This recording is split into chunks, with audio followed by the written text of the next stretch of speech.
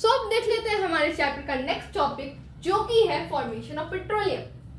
तो पेट्रोलियम की फॉर्मेशन जानने से पहले हम ये जान लेते हैं कि पेट्रोलियम होता क्या है। तो पेट्रोलियम हमारे कोल की ही तरह एक नेचुरल रिसोर्स है जो कि डार्क होता है और ये ऑयली लिक्विड मिक्सचर है। ऑयली लिक्विड मिक्सचर मैं इसको क्यों बोल रही हूँ, क्योंकि ये जब रिफाइन किया जाता है इंडस्ट्रीज वगैरह में, तो इससे डिफरेंट मटेरियल डिफरेंट चीज़ें हम इससे एक्सट्रैक्ट करते हैं, निकालते हैं। इसीलिए इसे एक ऑयली लिक्विड मिक्सचर मैं बोल रही हूँ। एंड इसकी जो ओडोर होती है, इसकी जो स्मेल होती है, वो बहुत अनप्लीजेंट होती है, बहुत बुरी होती है। सो आई होप पेट्रोलियम क्या आपको ये समझ आ गया होगा।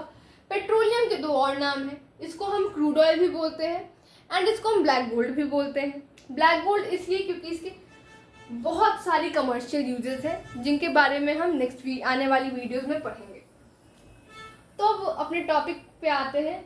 अब देखते हैं कि हमारी पेट्रोलियम की फॉर्मेशन होती कैसे।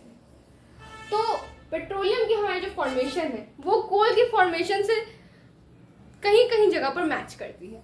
हमने कोल में क्या पढ़ा था कि स्वैम्प में जो डेड वेजिटेशन जो होते थे, डेड प्लांट्स, डेड एनिमल्स, वो अपनी डेथ के बाद उसमें लेयर्स बनाने लगते थे एंड लेयर बनाते जाते थे। तब क्या होता था, अब नीचे वाली लेयर्स पे बहुत सारी लेयर्स बन गई, तो नीचे वाली लेयर पे प्रेशर पड़ा एंड उस प्रेशर के कारण वो क्या हुआ, वो कंप्रेस हुई। जो नीचे की लेयर्स थी वो कंप्रेस हुई एंड वो ज़मीन के अंदर गई, तो उन पर और प्रेशर और उनको और प्रेशर और हीट का सामना करना पड़ा। उससे क्या हुआ, वो धीरे धीरे कोल में कन्वर्ट हो गए। तो थोड़ा थोड़ा हमारा पेट्रोलियम में भी वैसा ही सीन है। हमारे पेट्रोलियम के फॉर्मेशन के टाइम पे क्या होता है कि ये हमारा सी है, ये हमारा सी है एंड यहाँ पे हमारी सी बेड, यहाँ पे है हमारी सी बेड एंड इस सी में डिफरेंट एनिमल्स, डिफरेंट प्लांट्स रहते हैं। अब जब उन प्लांट्स एंड एनिमल्स की डेथ हो जाती है, तब वो क्या करते हैं, इस सी बेड पे लेयर्स बनाने लगते हैं। वो इस सी बेड पे जमा होने लगते हैं एंड लेयर्स बनाने लगते हैं।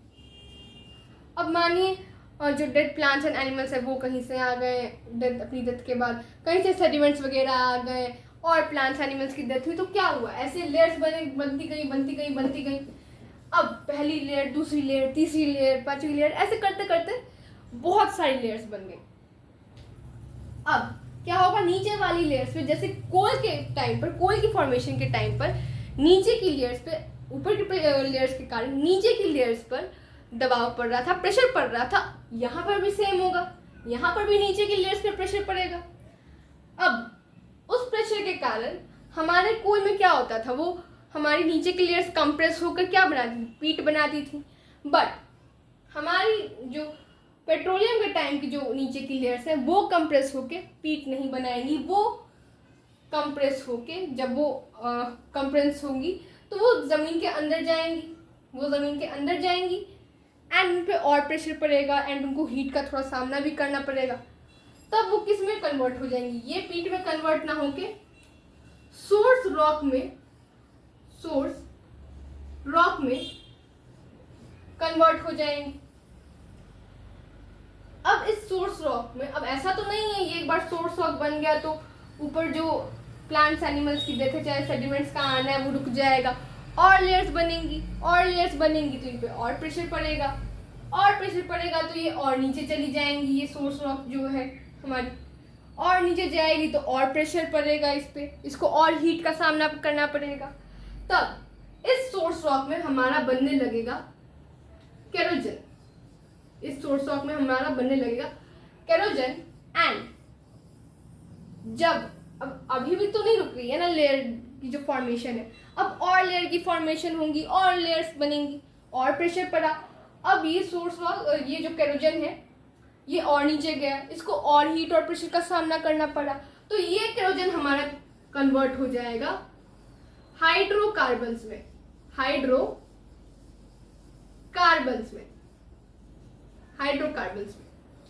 अब जो लेयर की फॉर्मेशन है वो तो अनस्टॉपेबल, कभी रुकने वाली है नहीं।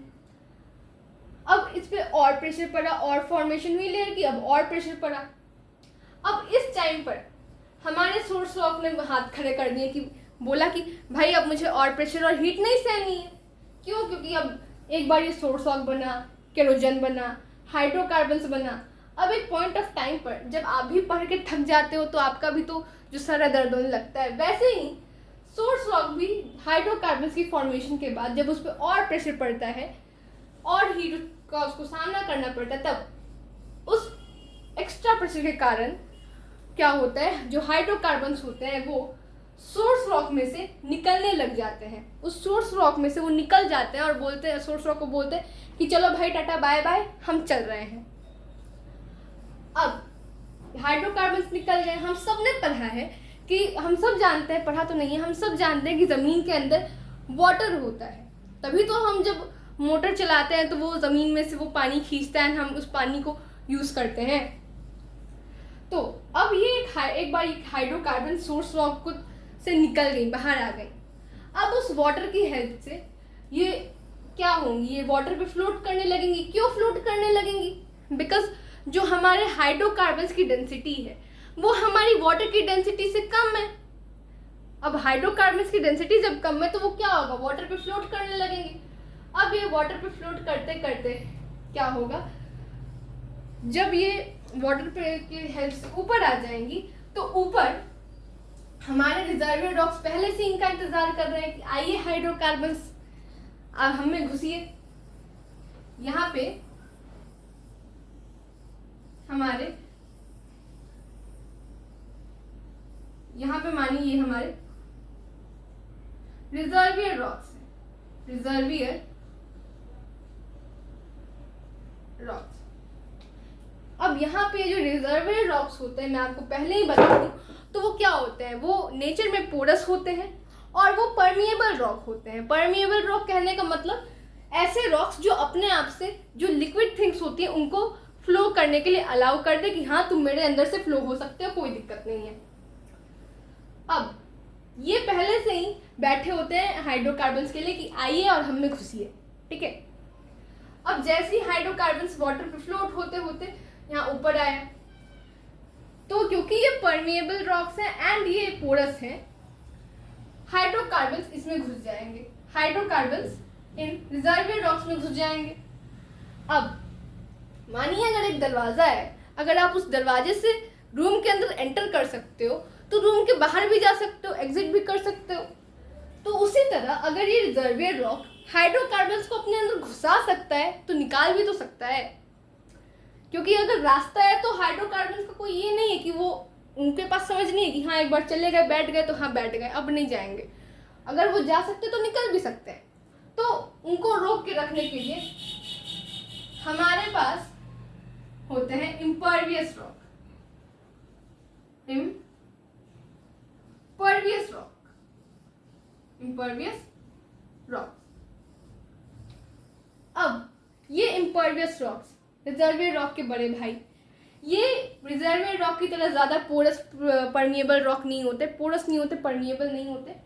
तो ये हाइड्रोकार्बन्स को रोक के रखते हैं और बोलते हैं कि हाइड्रोकार्बन्स आया तो तुम भाई अपनी मर्जी से ऊपर जाओगे, हमारी मर्जी से। तो वहाँ पे हाइड्रोकार्बन्स को ये रोक के रखते हैं ताकि वो फ्लो ना हो। अब यहाँ पे हमारे पेट्रोलियम की फॉर्मेशन आराम से हो गई है। अब क्या होगा, हम ह्यूमंस जाएंगे सी बेड में, इस रिजर्वियर रॉक को हम यहाँ पर इसको ड्रिल किया जाएगा, ड्रिल करके इसमें पाइप डाली जाएंगी। फिर उस पाइप से क्या होगा, उस क्रूड ऑयल को, उस पेट्रोलियम को हम एक्सट्रैक्ट कर लेंगे।